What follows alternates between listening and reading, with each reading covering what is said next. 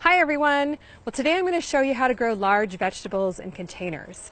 Now, if you just have a small space to grow in, like a patio or a deck or live in an apartment, you might think that you can't grow large vegetables.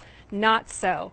With the tips I'm going to show you in this video today, you'll be growing tomatoes, squash, eggplant, and yes, even watermelon in containers on your deck or patio. So come on, let's go check it out.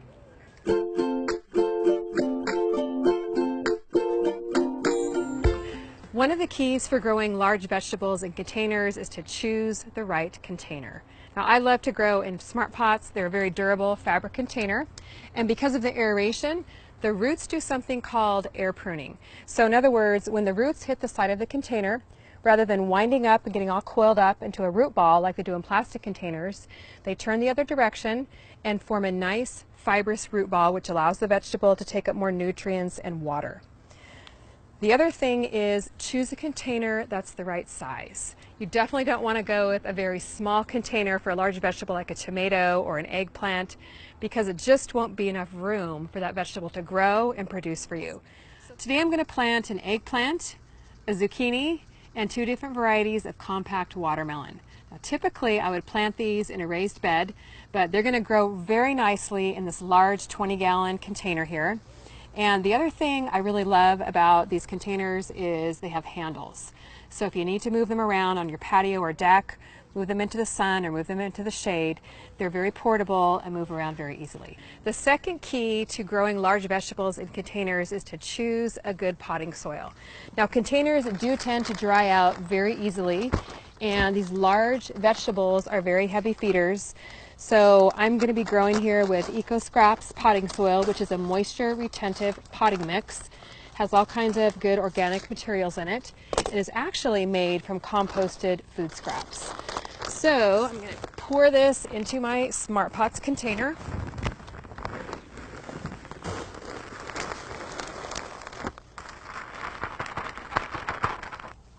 And we're going to pre-moisten the soil before we add our plants. What I like to do is pre-moisten my soil before I add my plants. We'll wet it down. And the nice thing about the Eco Scraps potting mix is because it is moisture retentive, you don't have to add as much moisture to get it wet before you add your plants. So just mix it around here with my pitchfork to kind of work the water in. And you don't want it dripping wet like mud. You want it kind of the consistency of like a crumbly brownie mix. So I've mixed it in. I'm going to add a little bit more water. It's nice and black, really rich, has a lot of good organic nutrients. Okay, that looks pretty good. Now I'm going to add another bag of soil. We're just going to repeat this process till my container is full.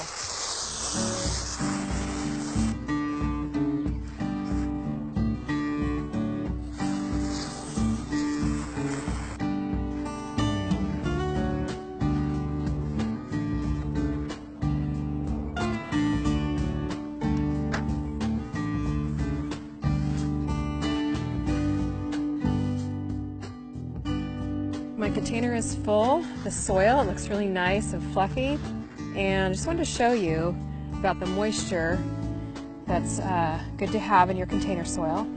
You can see when I pick it up and kind of squeeze it, it stays together in a loose ball.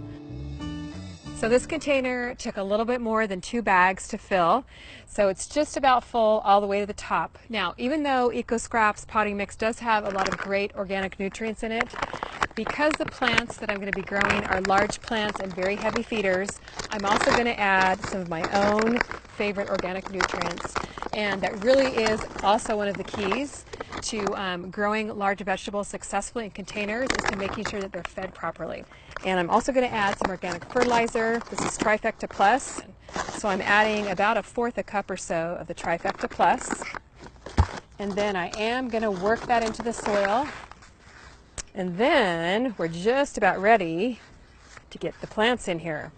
Before we get our plant in this container, another key to growing large vegetables in container is watering. So I like to install drip irrigation in all of my containers. That way it ensures that my plants will be productive and have the consistent water.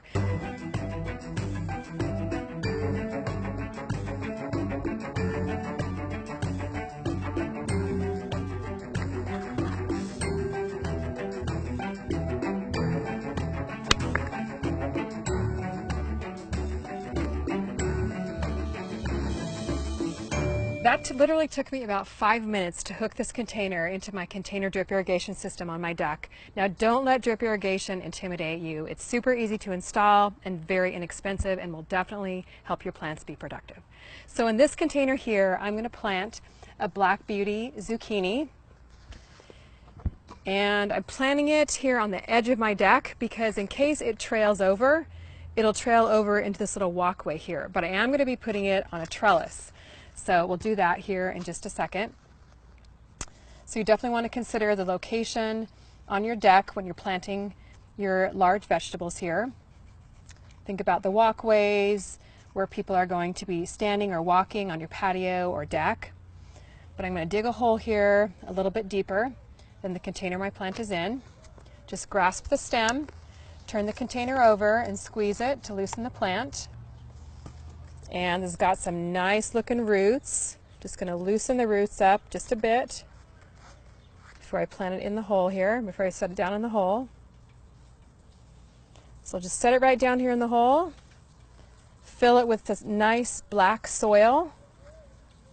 But what I'm going to do now is put a cage over this plant, and we're going to grow this plant vertically to save on space. So let me grab my cage. So for my zucchini plant, I'm going to use a large tomato cage, and these are really nice and sturdy. Now I'm going to be using my DIY cages a little bit later on in the video, but I did purchase this cage for my zucchini and my eggplant today. And one reason I like it is because it has such wide areas that'll be easy to reach in and pick the zucchini and pick the eggplant.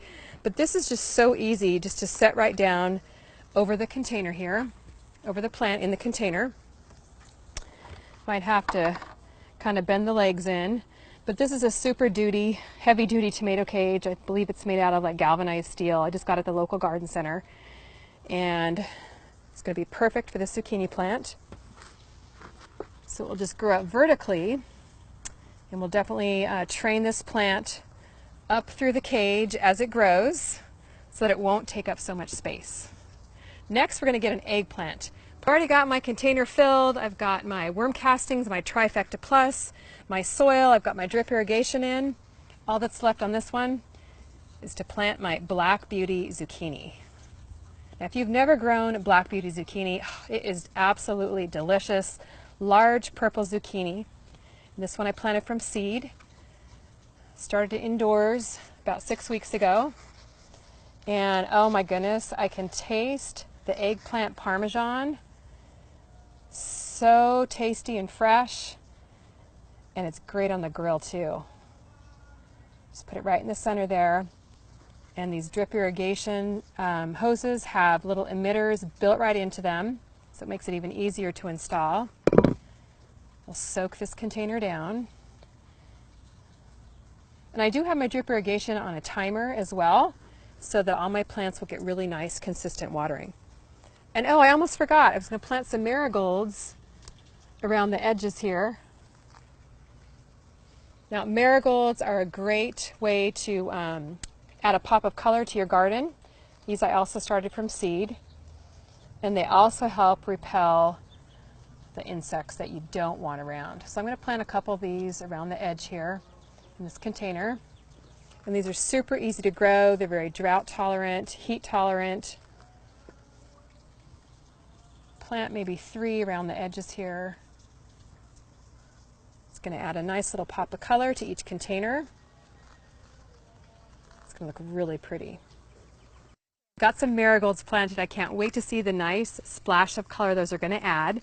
So I'm going to add some shredded leaf mulch here to the top of my soil.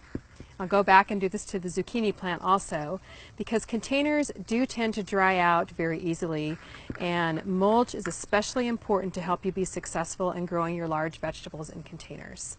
So I'm using shredded leaf mulch. You can also use straw. Works really well. Just add maybe an inch or so layer to the top. Put my label in. And I'm going to water it in with some worm tea. It's the Vermistera worm tea. Really helps seedlings get off to a great start.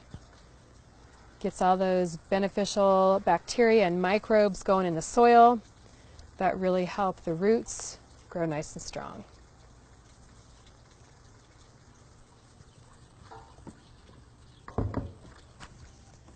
And then we got our cage.